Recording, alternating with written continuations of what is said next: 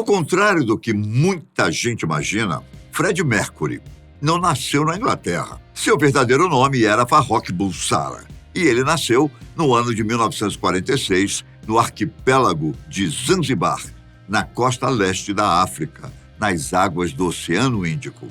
Sua descendência era indiana de origem persa. Seus pais, Bomi e Ger Bulsara, eram parsis, que se mudaram para Zanzibar quando a ilha ainda era o protetorado britânico de Zanzibar. E lá, o casal também teve a sua segunda filha, Kashmira, a única irmã de Freddie Mercury. Mas, para aqueles fãs que não aceitam muito bem essa origem, vale a pena lembrar que, pelo simples fato da ilha Zanzibar ser um país protetorado e súdito do Império de nascença ou não, ele era, assim, britânico. Pronto! E lá, em Zanzibar, é possível encontrar algumas referências ao ídolo, inclusive museus em sua homenagem. A infância de Freddie Mercury. Freddie Mercury passou a maior parte da infância em Zanzibar e, em 1954, quando tinha apenas 8 anos, foi mandado sozinho em um navio para estudar em St. Peter Boarding School, uma escola para meninos na cidade indiana de Bombaim. Aos 12 anos, Fred montou uma banda chamada The Acts, com quem ele se apresentava em eventos escolares cantando sucessos de artistas como Cliff Richard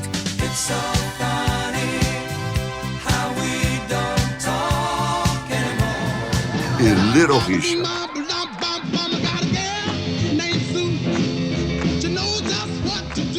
E foi nessa época que ele passou a ser chamado de Fred pelos amigos mais próximos. Bom, nesse momento já tinha começado o processo de criação de um personagem gigantesco, que acabou se tornando um dos maiores ícones da música mundial. E não demorou muito. Apenas alguns anos depois, ele realizava o fenômeno de vender músicas simplesmente pela sua imagem. Mercury era apenas um personagem, mas que se tornou o resultado da enorme ambição de Farrokh Bulsara. E foi na Ealing Technical College and School of Art que o jovem começou a cursar a graduação em design gráfico. Acredite ou não, ele se formou na área em 1969. O amor pela música. Se tem alguém que sabia desde cedo o que queria ser, esse era Freddie Mercury. Desde criança, ele se mostrava apaixonado pela música. E mais importante, demonstrava que seu talento musical tinha algumas particularidades. Voltando um pouquinho na formação. Depois de ter terminado a faculdade de design gráfico, Fred precisava de um trabalho que lhe rendesse dinheiro e acabou indo trabalhar como vendedor de roupas. No mesmo ano que se formou, Fred iniciou a banda Ibex, que depois teve seu nome mudado para Wreckage, mas que não durou muito tempo. Então, ele foi aceito como integrante do grupo Sour Milk Sea. Ainda em 1969, existia uma banda chamada Smile, formada por Roger Taylor, Brian May e o vocalista Tim Stabile, que, por acaso, saiu em abril de 1970. No começo, Brian May não aceitou a ideia de Freddie Mercury assumir os vocais, no lugar de Tim Stabile. E apesar de nunca ter falado isso abertamente ao público, o grande motivo dessa rejeição era por causa da orientação sexual de Fred. Mas, depois de ser convencido da ideia de que Freddie Mercury seria mais famoso até mesmo que Jimi Hendrix, Brian e seus companheiros acabaram deixando Mercury assumir a substituição nos vocais. E não demorou muito tempo para os rapazes decidirem alterar o nome da banda para Queen. O último membro a ingressar nessa formação foi John Deacon, que entrou para o grupo em março de 1971. E, sendo sempre muito discreto na vida e nos palcos, decidiu sair de cena definitivamente em 1977. Bom, antes de continuar, vamos com uma curiosidade. Você sabia que o brasão da banda Queen foi criado por Fred? O que não é nada tão absurdo, depois de saber que ele se formou em design gráfico. Mas o mais curioso mesmo é que o brasão foi feito a partir da junção dos signos do zodíaco de cada um dos integrantes.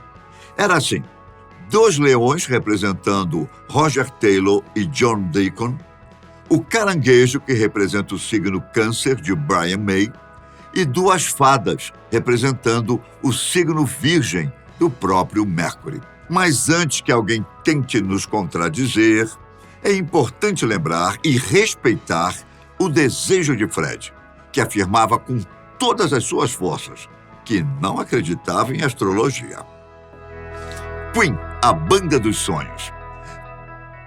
Fred adotou o nome Mercury como sobrenome artístico por causa da letra de uma de suas primeiras canções, chamada My Fair King. Já sobre o nome da banda, ele contou em uma entrevista que escolheu o nome porque Queen é muito real, obviamente, e soa esplêndido. É um nome forte, muito universal e imediato. Eu certamente estava ciente das conotações gays, mas essa era apenas uma faceta disso. Mas a verdade é que Fred tinha uma ideia muito específica para a banda, e o nome multifacetado vinha a refletir o próprio Mercury, por ser provocativo e pomposo, e fornecia também especulações, bem como seu estilo andrógeno e sua sexualidade. Bom, em novembro de 1972, quando Fred tinha 27 anos, a banda fechou um contrato super desvantajoso com o estúdio Trident, considerado o melhor do mundo. Assim, conseguiu lançar o primeiro disco em julho de 1973, com o nome Queen, aproveitando basicamente as instalações do estúdio fora do horário comercial ou nas horas vagas deixadas pelos cantores famosos. O segundo álbum foi gravado logo em seguida, chamado Queen 2, e a banda saiu em turnê pelos Estados Unidos para fazer o show de abertura do grupo Motley Crue. Sim, a banda começou como coadjuvante e terminou a turnê como a principal atração. Enquanto o público começava a aparecer, os críticos musicais ainda mantinham o ceticismo em relação aos 4 rapazes. No Reino Unido, a banda começou a ocupar espaço e o LP Queen 2 chegou em 7º lugar nas vendas. A projeção mundial veio com o disco Sheer Heart Attack, com a conhecida canção Killer Queen. A música já foi direto para a 2ª posição do ranking. O sucesso alavancou as vendas dos 2 primeiros discos e, assim, a banda Queen estourou na Europa e no Japão.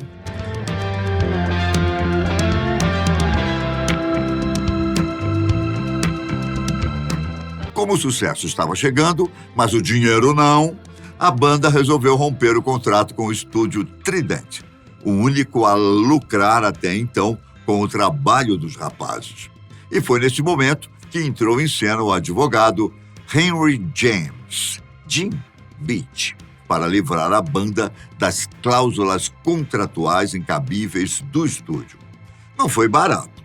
Tiveram de pagar, de uma vez, 100 mil libras e 1% dos royalties dos 6 álbuns que eles lançaram depois de terem saído do estúdio Trident.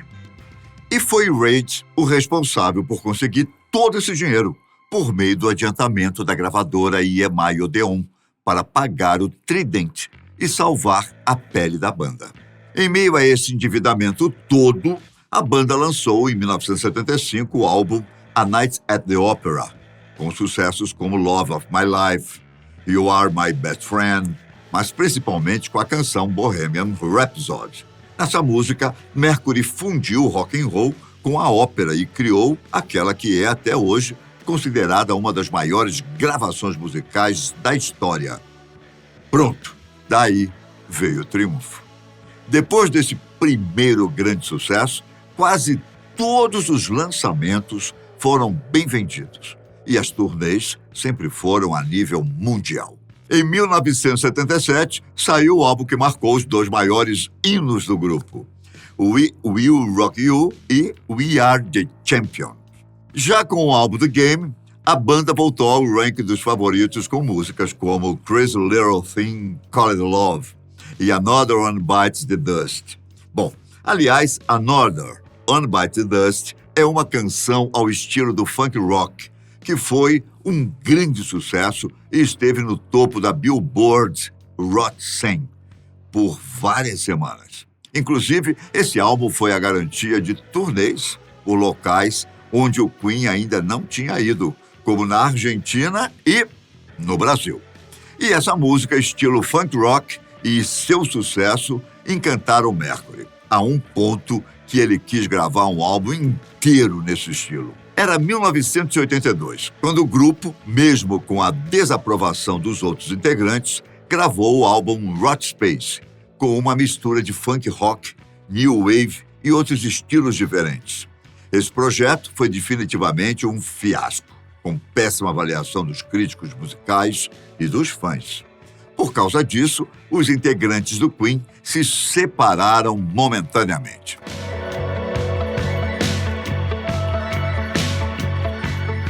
Mas voltaram a integrar a banda quando chegaram à conclusão de que iriam gravar os próximos discos no estilo consagrado e habitual da banda. E foi com o álbum The Works que a popularidade retornou e foram novamente aclamados pelo público, né? Claro, foi nesse momento que a banda realizou uma de suas mais famosas apresentações, como a atração principal do festival beneficente britânico Live Aid no estádio de Wembley. Com um público pagante de aproximadamente 74 mil pessoas no estádio e 1,9 bilhão de espectadores nas televisões de 72 países espalhados pelo mundo. E é até hoje considerada pela crítica a maior apresentação de um grupo de rock já feita.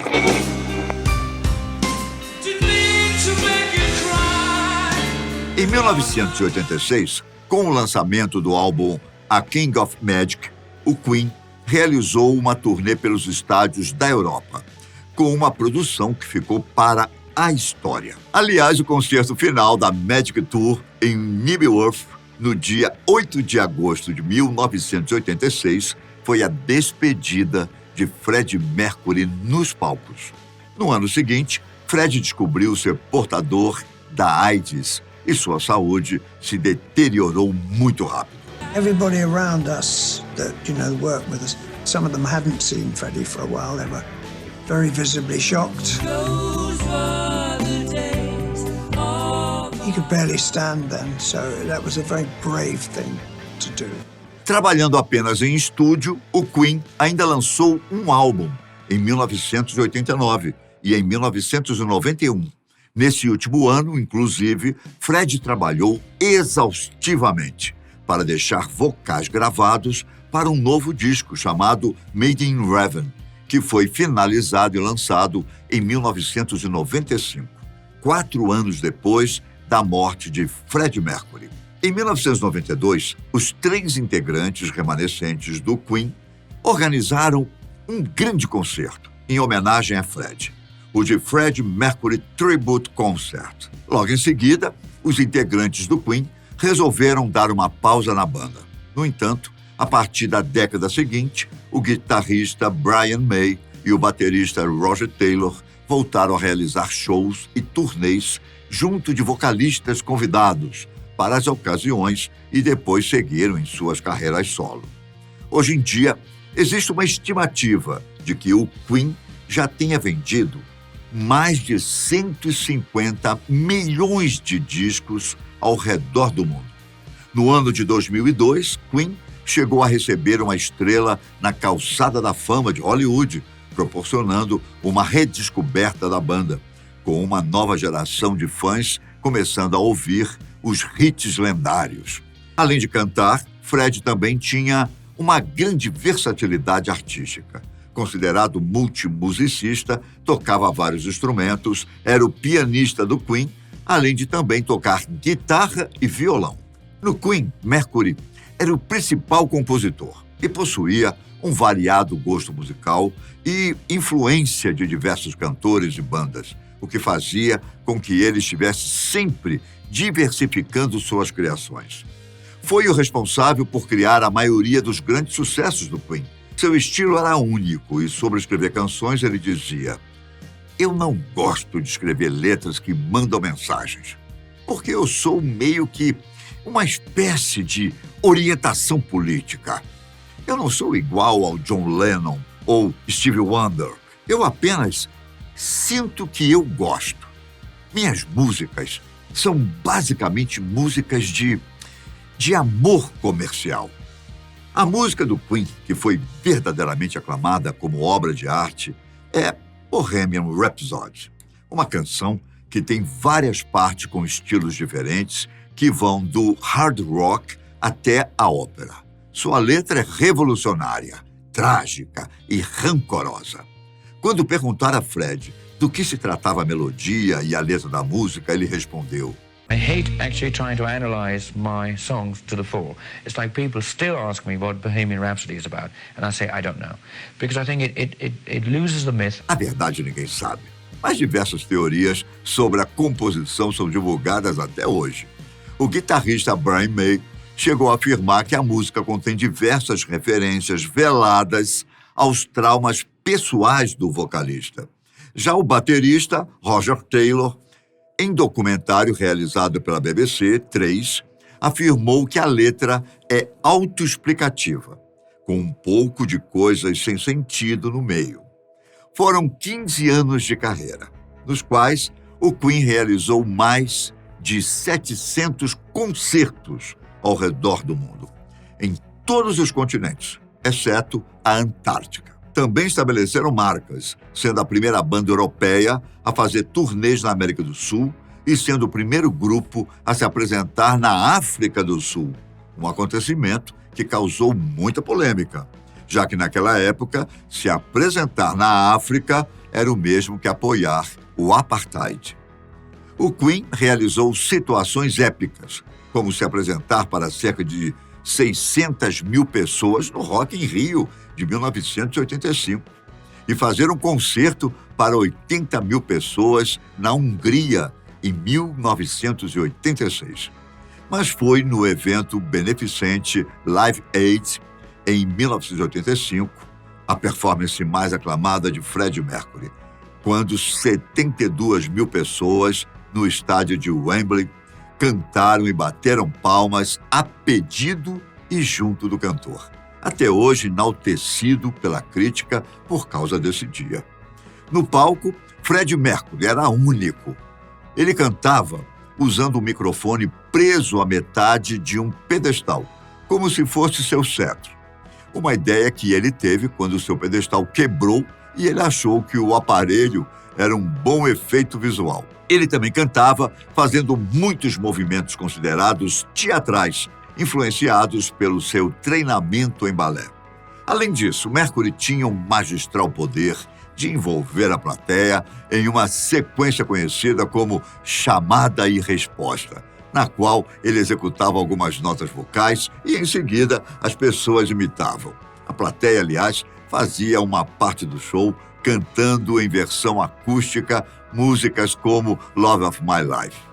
Com o passar dos anos, sua aparência também mudou bastante, sendo que na década de 1970, Fred usava um cabelo comprido e roupas quadriculadas. Já na década seguinte, deixou seu cabelo curto e o bigode crescer. Nesse momento, em seus shows, a plateia jogava giletes e espuma de barbear no palco, e Fred agradecia e guardava. Mercury era de fato fora de série. Chocante, charmoso, com várias versões extravagantes de si mesmo.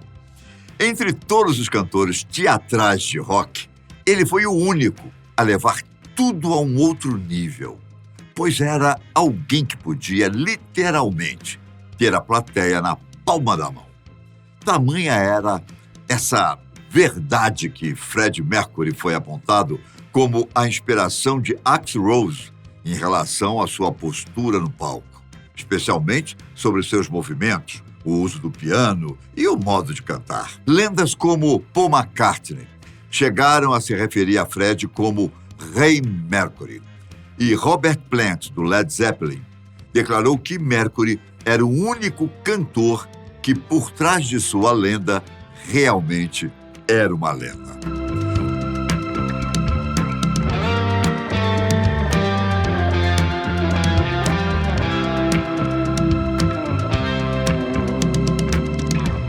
Mas o legado de Fred Mercury vai além da produção musical e da marca que deixou nos corações dos fãs. Em memória ao artista, os membros do Queen e o empresário Jim Beat criaram o Mercury Phoenix Trust, uma instituição de caridade para o combate à AIDS. A sexualidade de Mercury. Desde muito cedo, quando ainda garoto, Fred Mercury sofria bullying por parte das outras crianças da sua idade devido à sua personalidade afeminada, o que o levou a se tornar uma pessoa introspectiva e muito tímida quando perto de estranhos. Na fase adulta, ele nunca assumiu a homossexualidade publicamente, nem mesmo quando comunicou ao mundo que tinha contraído AIDS, um dia antes da sua morte. Fora do palco, Mercury era muito discreto, muito tímido. Ele tinha um personagem excelente e a maioria das coisas que fazia era fingida, representada. Apesar de ser considerado baixo e franzino, Fred parecia bem maior nos palcos e isso reforçava sua imagem de homem viril. Sobre a insistência em manter sua vida pessoal e sexualidade em segredo, isso era, além da personalidade tímida, uma questão familiar e, muito mais, uma razão mercadológica.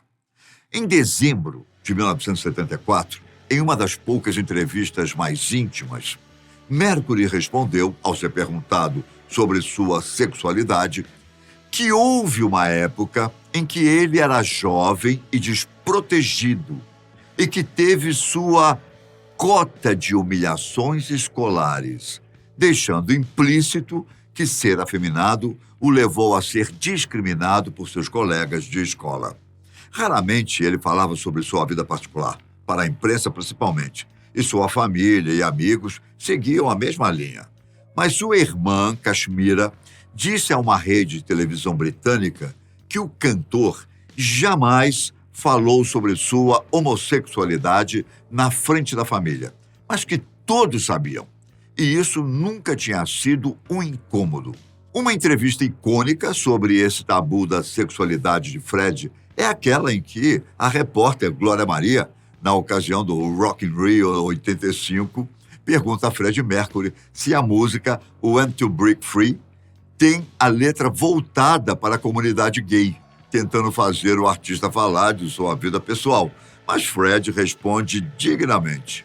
Obviamente, assim como os familiares, os mais próximos que trabalhavam e conviviam com ele percebiam o tanto que seus trejeitos eram afeminados. Os anos foram passando e o astro sentiu a necessidade de esconder menos, o que já era sabido por quem lia jornais. Mas continuava não assumindo abertamente. Para a grande maioria das pessoas, Mercury era bissexual, não assumido, embora seja costumeiramente descrito como totalmente gay. Uma das pessoas mais marcantes da vida do cantor foi Mary Austin, com quem teve um relacionamento amoroso que se transformou numa enorme amizade. Ela tinha apenas 19 anos quando conheceu Fred e trabalhava no empório de roupas em Kensington. Mas Mary era dona de uma grande beleza. Loira, de olhos verdes, facilmente chamava a atenção dos rapazes. Fred e Mary se encontravam nos shows da banda Smile, mas demoraram cerca de 5 meses para, de fato, conversarem um com o outro. Mais de 5 meses depois, eles foram viver juntos em Kensington, onde primeiro dividiram um quarto numa casa coletiva estilo pensão e depois se mudaram para um apartamento simples de um dormitório. Em 1973, Fred pediu Mary em casamento. Mas o casamento nunca aconteceu, porque em determinado momento da relação, o cantor assumiu a sua bissexualidade. Na verdade, os amigos que conviveram com o casal, assim como o próprio Fred, não diziam que a relação era propriamente de um grande amor entre homem e mulher, como tradicionalmente conhecemos. O que todos falavam é que ela cuidava dele e ele era muito atencioso com ela. Bem, independentemente do tipo de relação, sem dúvidas, era um caso de amor, não era? A personalidade insegura e a baixa autoestima de Mary eram tão fortes que ela ficou até aliviada quando Fred revelou que estava se relacionando com homens, o que não tornou a revelação menos dolorosa para ela. Em uma entrevista, Mary comentou que o relacionamento do casal, depois de 4 anos, estava com problemas, mas que achava que o perderia para uma mulher. No entanto, ela já vinha percebendo que ele estava se relacionando com homens nos últimos 2 anos convivendo juntos. Além disso, Mary nunca deu uma palavra para a imprensa e para os tabloides sensacionalistas ingleses sobre o fim do relacionamento, mesmo quando poderia ter feito. Fred tinha muitos motivos para amá-la como pessoa. A manchete, líder do Queen troca mulher por um homem, certamente seria um desastre para a imagem da banda, que estava subindo ao sucesso em ritmo meteórico naquele mundo rock and roll. E fora dele, majoritariamente homofóbico. A confiança entre os dois era absoluta, e Mary honrou esse sentimento até depois da morte de Fred. Depois da separação, Mary foi morar num apartamento vizinho ao de Fred. Ele ainda não tinha se mudado para a mansão Garden Lodge e se tornou sua assistente pessoal. Era ela quem cuidava das finanças do líder do Queen. Mary se casou 2 vezes depois do término, só que nenhum casamento resistiu à presença de Fred na vida dela, nem vivo e nem morto. Para se ter uma ideia de sua importância, Mary, que conheceu Fred antes da fama, foi a primeira pessoa para quem o cantor contou que tinha AIDS. E é a única pessoa que sabe onde as cinzas do ícone do rock foram depositadas. Em 1985, Fred iniciou outro romance sério com o cabeleireiro Gene Hutton, com quem Fred viveu até o fim da sua vida. Hutton não deixou Mercury durante sua doença e estava ao lado dele na cama quando Mercury morreu. Apesar de haver descrições na biografia escrita por Leslie Ann Jones de que Fred o fazia de gato e sapato em 1985 e 1986 e que ele vivia chorando pelos cantos. Morte, testamento e brigas póstumas. Como sabemos, Fred Mercury foi diagnosticado com AIDS em 1987. Sua saúde física deteriorou muito rápido e ele começou a aparecer em público cada vez mais magro e pálido, o que levou a imprensa a publicar centenas de artigos especulando sobre o assunto. He just looked very thin and gaunt, and the hollows seemed a bit more deeper. He knew what he was facing and he knew what he was looking at in the mirror. Em 1991, totalmente recluso, Fred era vítima constante do assédio de repórteres, que cercavam sua casa e não iam embora durante dias para conseguir uma foto sua que estava com uma aparência horrível por causa da sua doença. Uma foto do rosto de Fred, magro e com manchas pretas, estampou uma edição do The Sun. Na matéria é oficial, Fred está gravemente doente, que foi a edição do jornal mais vendida no ano no Reino Unido. Extremamente discreto em relação à sua vida pessoal, foi só em 23 de novembro de 1991 que o cantor divulgou o seguinte comunicado: desejo confirmar que fui testado como soro positivo e tenho AIDS. Achei correto manter essa informação em sigilo para proteger a privacidade das pessoas ao meu redor. No entanto, chegou a hora dos meus amigos e fãs ao redor do mundo saberem a verdade. E espero que todos se unam aos meus médicos e a todos os que estão no mundo na luta contra essa terrível doença. Em seus últimos dias, Fred perdeu a visão e não conseguia sair da cama. Por isso, decidiu parar de tomar sua medicação em 10 de novembro de 1991 e passou a esperar pela morte. Cerca de 24 horas depois do comunicado ser feito, durante a noite, Mercury morreu de broncopneumonia como consequência do frágil sistema imunológico causado pela AIDS.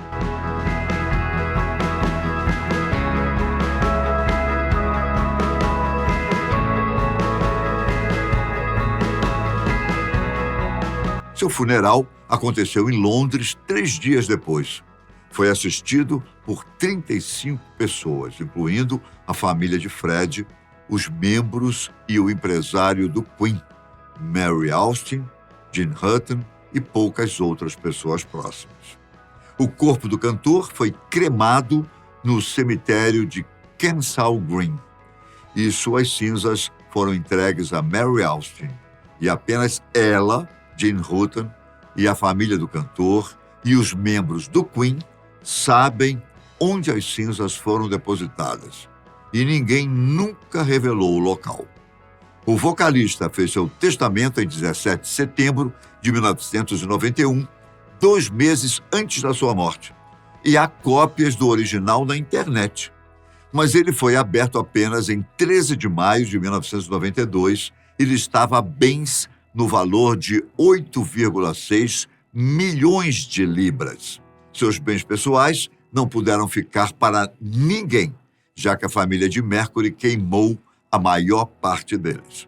Isso aconteceu porque o vocalista do Queen seguia como filosofia de vida os preceitos do zoroastrismo. Então, os objetos pessoais do artista não puderam passar por nenhum leilão ou ir para exposições. Fred destinou ao ex-parceiro, em seu testamento, a mesma quantia deixada a seus 2 funcionários mais antigos na época. Os 3 foram tratados igualmente no espólio. Mary Austin herdou a mansão Garden Lodge, com todos os móveis estilo Luís XV, obras de arte e antiguidades avaliadas hoje em cerca de 100 milhões de reais.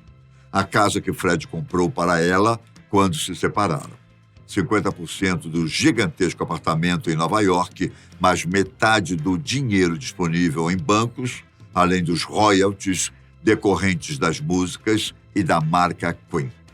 A outra metade dos bens foi para os pais, 25%, e a única irmã, 25%. Com a morte dos pais, a irmã herdou mais 25%. Sendo assim, os royalties da carreira musical de Fred são repartidos igualmente entre a ex-namorada e a irmã dele. Em 1994, o ex-namorado de Fred, Gene Hutton, publicou o livro Fred and Me, o que gerou repulsa entre os 3 integrantes do Queen, porque Gene expôs os detalhes íntimos da relação com Fred e do seu sofrimento, inclusive dizendo que ele urinou antes do último suspiro. Gene foi excluído do convívio do Queen. Na tentativa de se redimir, deu a desculpa de que o coautor do livro explorou os aspectos sensacionalistas do relacionamento. Sem dúvidas, Fred Mercury, com sua voz incomparável e presença de palco magnética, transcendeu as fronteiras musicais, tocando as fibras mais sensíveis de nossa alma. Sua habilidade de traduzir emoções complexas em notas musicais deixou um legado inestimável para o mundo.